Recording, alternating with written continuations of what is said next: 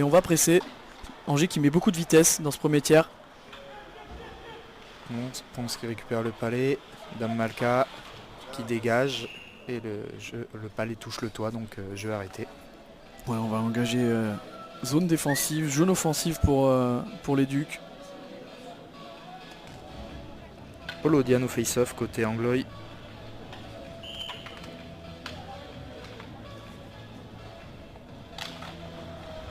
Sortie par Allais. On a cette fameuse ligne, oui, Allais, Giroud, Charbonneau là qui... Et but, c'est dedans. Et oui. Quel beau shoot. On l'avait dit, hein, ça manquait de précision, mais là il y en a eu. Ça allait très vite. Hein. C'est Allais qui marque. Oui. Un peu au-dessus des oreilles. Allais qui a pris la mise au jeu, il l'a sorti sur sa gauche. Il s'est reculé face au jeu, face à la cage. Il s'est bien positionné dans le slot, il reçoit le palais, il s'est retourné, le shoot en se retournant. C'est très bien exécuté. Mi-hauteur je crois, le palais. Ouais, juste au-dessus de la botte.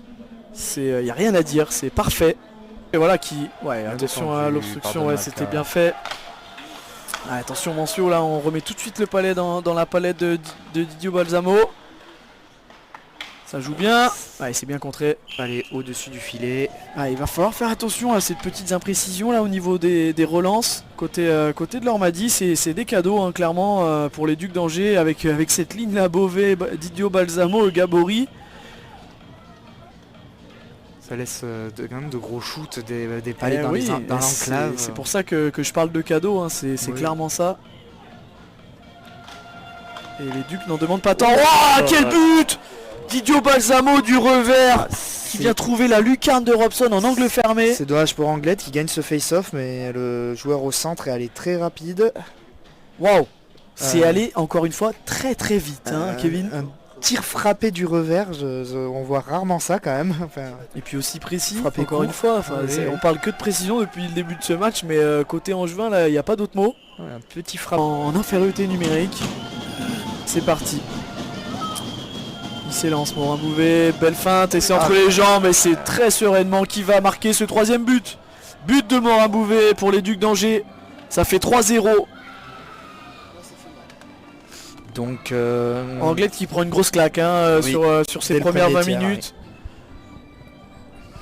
Oui. Alors on rappelle que le dernier match ici, à la fin du premier tiers, il y avait 5-1. 5-0 pardon Kevin, 5-0. Petite amélioration mais... Ouais, alors je sais pas si on peut parler d'amélioration hein, vu la physionomie du match.